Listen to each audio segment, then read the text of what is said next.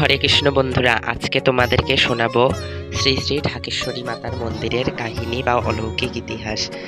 আজ কিন্তু আমাকে এই কাহিনীটি কেউ পাঠায়নি, এটি সম্পূর্ণ ফেসবুক থেকে সংগৃহীত। তো শুরু করা যাক। বাংলার ঢাকেশ্বরী দেবী ঢাকেশ্বরী আজও কেন ভারতে আছে। বাংলাদেশের হিন্দু ধর্মাবলম্বী মানুষদের কাছে বহুল পরিচিত ও জনপ্রিয় মন্দির হল ঢাকেশ্বরী মন্দির। এটি বাংলাদেশের রাজধানী ঢাকা শহরে অবস্থিত। শুধু তাই নয়, এই মন্দিরটি বাংলাদেশের একটি অন্যতম জাতীয় মন্দির। শোনা যায় ঢাকার নামকরণ হয়েছে ঢাকার ঈশ্বরী অর্থাৎ ঢাকেশ্বরী শহরের রক্ষাকর্ত্রী দেবীর নামের সূত্র ধরেই। এই ঢাকেশ্বরী মন্দিরের ইতিহাস সম্পর্কে নানা কাহিনী প্রচলিত আছে। মনে করা হয় যে সেন রাজবংশের রাজা বল্লাল সেন 1200 শতাব্দীতে এটি প্রতিষ্ঠা করেন। কিংবদন্তিগণ বলেছেন যে বল্লাল সেন একবার জঙ্গলে আচ্ছাদিত দেবতার স্বপ্ন দেখেছিলেন। বল্লাল সেন সেখানে দেবীকে আবিষ্কৃত করেন এবং একটি মন্দির নির্মাণ করেন। মূর্তিটি ঢাকা ছিল বলেই দেবীর এরূপ নাম। পক্ষান্তরে একথাও শোনা যায় যে কোনো এক রানী দেবীর স্বপ্নাদেশ পেয়েছিলেন। রানীকে দেবী স্বপ্নে দেখা দিয়ে বলেন যে তিনি জঙ্গলাকীর্ণ অঞ্চলে আচ্ছাদিত হয়ে যাচ্ছেন, অর্থাৎ ঢাকা পড়ে আছেন। এই কথা শুনে রানী যেন রাজাকে জানান এবং সেই মন্দির উদ্ধার করে রাজা যেন অবশ্যই দেবীর মন্দির প্রতিষ্ঠা করেন। দেবীর এই স্বপ্নাদেশ পেয়েই রানী রাজাকে সব বৃত্তান্ত জানান এবং রাজা সত্যি সত্যি একটি জঙ্গলের মধ্যে গাছপালায় ঢাকা শতাব্দী প্রাচীন ভগ্ন মন্দির দেখতে পান। যেহেতু মন্দির ঢাকা ছিল তাই নাম হয় ঢাকেশ্বরী।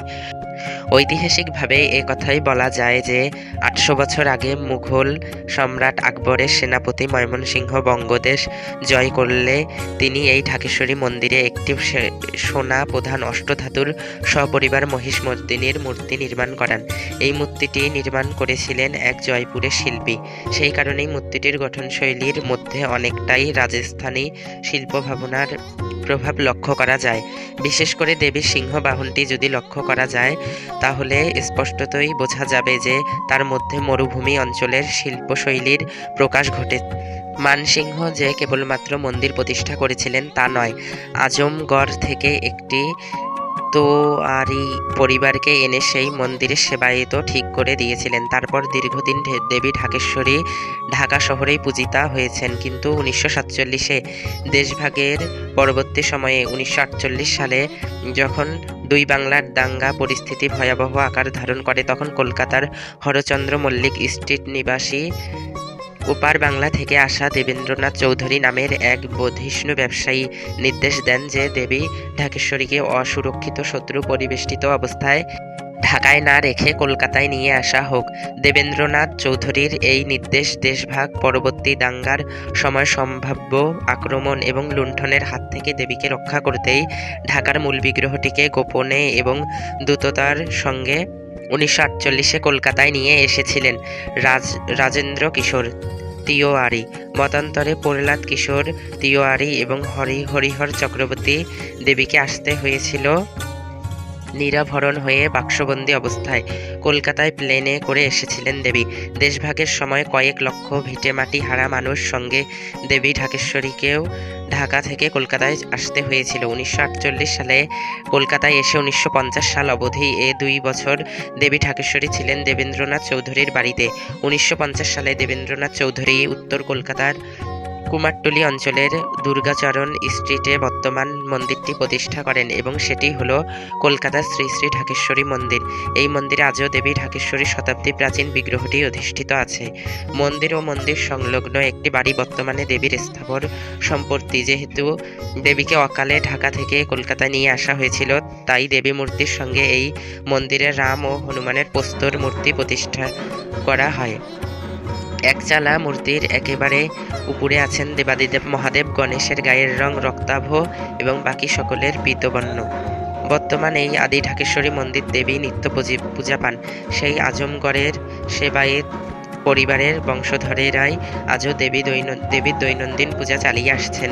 সকালে দেবীকে দেওয়া হয় ফল নৈবেদ্য প্রসাদ ফল নৈবেদ্যের ভোগ দুপুরবেলায় প্রতিদিন দেবীর অন্নভোগ হয় এবং সন্ধ্যাবেলায় দেবীকে দুধ মিষ্টি দিয়ে সেবা দেওয়া হয়। তারপরে দেবী শয়নে যান। এছাড়াও দেবীর বাৎসরিক পূজা নির্বাহ হয় আশ্বিন মাসের অকালবোধন দুর্গা উৎসবের সময়। এই মন্দিরে দেবী মাতৃরূপেই পূজিতা। যেহেতু দেবী প্রতিষ্ঠা, তাই দুর্গোৎসবের সময় কোনো প্রকার বোধন বা অধিবাসের রীতি নেই।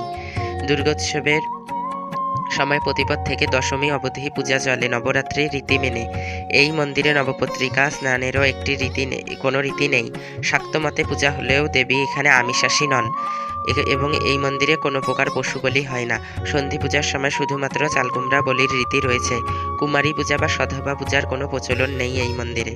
দুর্গোৎসবের সময় ঘট স্থাপনের একটি বিশেষ রীতি প্রচলিত আছে। দেবীর মূর্তির সামনে 3টি ঘট প্রতিষ্ঠা করা হয়। ঘটগুলিতে কোনো প্রকারের ডাব বা নারিকেল দেওয়া নেই। ঘটগুলির গায়ে বিশেষ রূপে গোবর মিশ্রিত মাটি লাগানো হয় এবং তাতে যবের শস্য বীজ বসানো থাকে। ধীরে ধীরে সেই বীজ অঙ্কুরিত হয়ে যবের কচি গাছ ঊর্ধ্বমুখী হয়। ঘটের উপরে বসানো থাকে চতুর্মুখী প্রদীপ। দশমীর দিন এই ঘট বিসর্জন এবং এর মাধ্যমেই বাৎসরিক দুর্গোৎসব সমাপ্ত হয়। দুর্গাপূজার সময় দেবীকে নানা প্রকার অন্নভোগ নিবেদন করা হয়। কলকাতায় আসার পর থেকেই প্রায় 70 বছর জৈনক ঘোষাল পরিবারেই পূজারীরাই দেবীর নিত্য পূজা এবং বাৎসরিক পূজার সেবা করে আসছেন। বর্তমানে শক্তিপ্রসাদ ঘোষাল মহাশয় প্রায় 40 বছর সময়কাল ধরে দেবীর পূজার দায়িত্বে আছেন। দেশভাগের বেদনাময় পরিণামের কারণেই দেবীর বিগ্রহ আনয়ন এবং মন্দিরে প্রতিষ্ঠা। দেবীকে যেভাবে অলঙ্কারহীন এবং প্রায় বিবস্ত্র অবস্থায় লুকিয়ে আনা হয়েছিল, তার ছবিও এই মন্দিরে সংরক্ষিত আছে। দেবীর বেদিমূলের লেখা আছে, ঢাকেশ্বরী জগৎমাতঃ তম খলু ভক্তবৎসলা স্বস্থানাৎ স্বাগতা চাত্র স্বলীলায়া স্থিতা ভব। অর্থাৎ, হে দেবী জগৎমাতা ঢাকেশ্বরী, তুমি পরম ভক্তবৎসলা। আজ থেকে এই তোমার স্বস্থানে তোমায় স্বাগত জানাই মা। ঢাকায় যে লীলায় তুমি ছিলে, আজ থেকে এইখানে তুমি স্বরূপে সমহিমায় স্থিরভাবে বাস করে নিজ লীলা বিস্তার করো। তো ঢাকেশ্বরী মায়ের কাহিনী যতটুকু সংগ্রহ করতে পেরেছিলাম ততটুকু তোমাদের সঙ্গে শেয়ার করলাম। তো আজ এটুকুই। আমাদের সঙ্গে থেকো। হরে কৃষ্ণ। জয় মাতারা।